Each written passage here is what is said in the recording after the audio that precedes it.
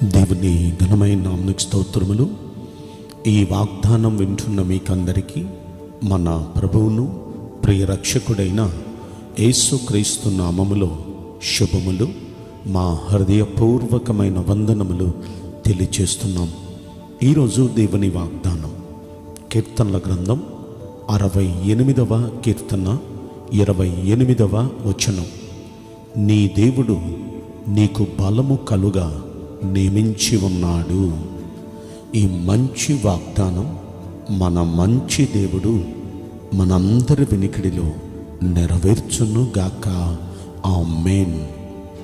ఈ వాగ్దానాన్ని మనం పరిశీలిస్తే మనం బలహీనులమే, కానీ బలహీనులమైన మనల్ని బలపరిచే దేవుడున్నాడు. ఆయన బలపరచబట్టే ఏదైనా మనం చేయగలుగుతున్నాం. అపోస్తలుడైన పౌలు గారు ఆయన తన బలహీనతను గురించి ఒక రోజున ప్రార్థించాడు. అయ్యా, నేను ప్రార్థన చేస్తుంటే చాలామంది స్వస్థత పొందుతున్నారు, నాకెందుకయ్యా ఈ విధమైన బలహీనత? దయచేసి బలహీనత నుండి నన్ను విడిపించవా అని 2వ కొరింథీయులకు రాసిన పత్రిక 12వ అధ్యాయంలో అతడు ప్రార్థిస్తూ, ఈ ముళ్ళు, ఈ బలహీనత నాలో నుండి తీసివేయండి ప్రభు అని ప్రార్థించాడు. అలా ముమ్మారు ప్రార్థించాడు. కానీ ప్రభు ఆయనతో అన్న మాట ఏంటో చెప్పనా? నా కృప నీకు చాలును, బలహీనత యందు నా శక్తి పరిపూర్ణమగుచున్నది అన్నారు ఆయన. ఓ, నీ శక్తి పరిపూర్ణమయ్యేది నా బలహీనతల్లోనే కదా ప్రభు. అయితే నేనిప్పుడు చెప్తున్నాను అంటూ 10వ వచనంలో ఆయన అంటాడు, నేనెప్పుడు బలహీనుడనో అప్పుడే బలవంతుడను. అంటే ఒక్క మాట మనం పరిశీలిస్తే ఆయన ఎప్పుడు బలహీనుడిగా ఉన్నాడో క్రీస్తును తలంచుకోగానే క్రీస్తును బట్టి అప్పుడే బలవంతుడు. నిజమే, మనం కొన్ని సమస్యలలో మనల్ని మించిపోయిన సమస్యలు మన మీదకి వస్తూ ఉంటాయి. మన వల్ల కాదు, ఇది మనం దాటలేము, ఈ సమస్యను మనం జయించలేము, ఈ పరిస్థితుల్లో నుండి మనం బయటపడలేము, ఇక మా శక్తి చాలదు, మా వల్ల కాదు అని ఒక్కొక్కసారి మనం అనుకుంటాం. ఈరోజు నీ వాగ్దానం వింటూ కూడా మీరు చాలామంది అలాగే అనుకుంటున్నారు, మేమున్న ఈ పరిస్థితి నుండి బయటపడటం మాకు అసాధ్యం, ఈ రోగం తగ్గటం అసాధ్యం, ఈ సమస్య తీరడం అసాధ్యం అని ఒకవేళ మీరు అనుకుంటున్నారేమో. మీరు ఎదుర్కొంటున్న ఈ శోధన పైన మీరు విజయం పొందినట్లు మీకు బలము అనుగ్రహించ దేవుడు మీతో కూడా ఉన్నాడు. ఆయన బలము కలుగ నియమించాడు.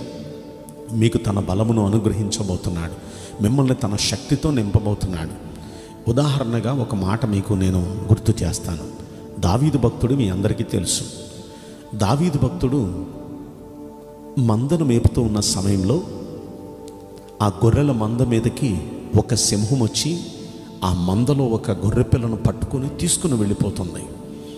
దేవుణ్ణి అడిగాడయ్యా, సింహాన్ని జయించడం నా శక్తి చాలదు, ఈ సింహం నా గొర్రె పిల్లలో ఒక పిల్లను తీసుకొని వెళ్ళిపోతుంది, చూస్తూ నా ఉండలేను అయ్యా, నాకు శక్తిని, నాకు బలమును కలిగించండి అయ్యా, అనుగ్రహించండి అయ్యా అని ప్రార్థిస్తే దేవుడు ఆయనకి బలము కలిగించాడు.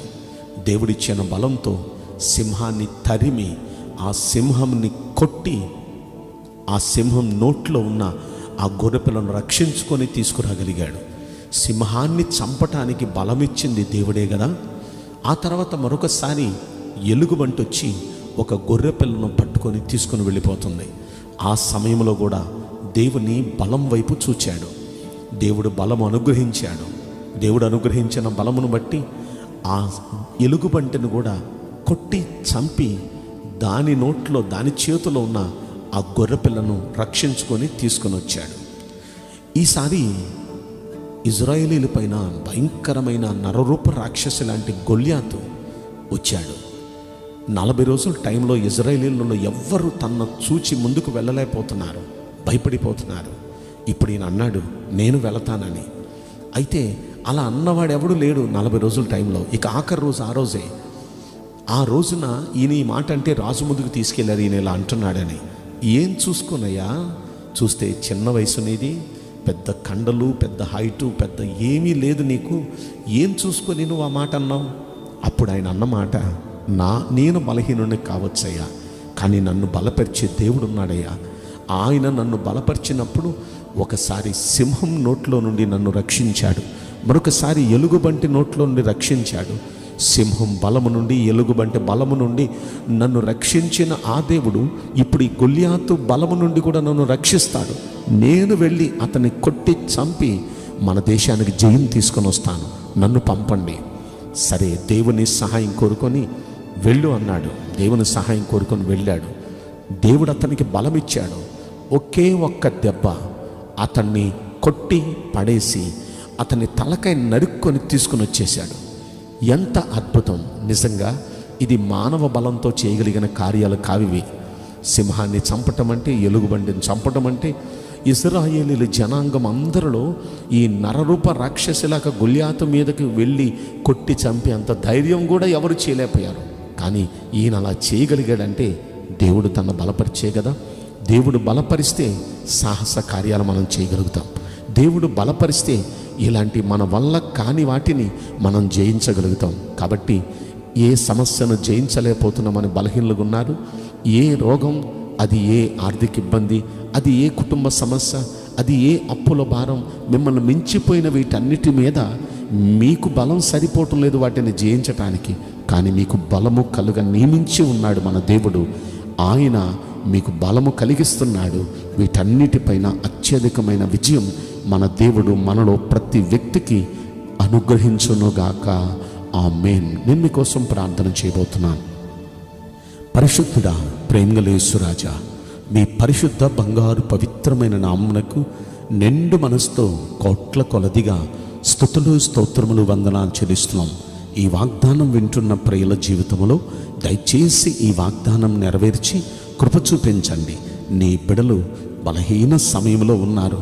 దయచేసి మీ బలము కలిగించి నీ బలము చేత గొప్ప కార్యాలు వీరు చేయగలుగునట్లు, గొప్ప కార్యాలు చూచునట్లుగా, జయం పొందినట్లుగా మీరేమి ప్రత్యేకమైన కృపను అనుగ్రహించమని ఈ కొద్ది మనవులు నజరుడైన యేసుక్రీస్తు ప్రశస్తమైన నామములో మిక్కిలి వినయముతో ప్రార్థించి బ్రతిమలాడి వేడుకుంటున్నాం ప్రియ పరలోకపు తండ్రి. Amen. May God bless you all. Thank you.